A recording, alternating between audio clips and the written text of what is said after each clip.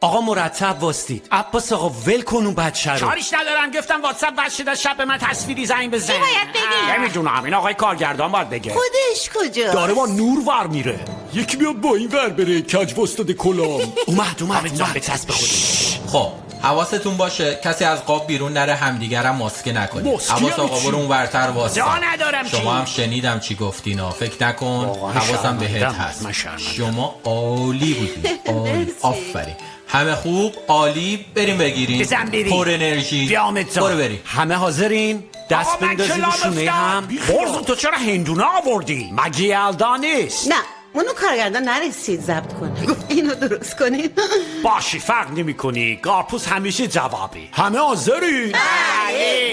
کریسمس و سال نو میلادی برای همه مسیحیان ایران و دنیا شاد باد. شب چله شاد باد. کات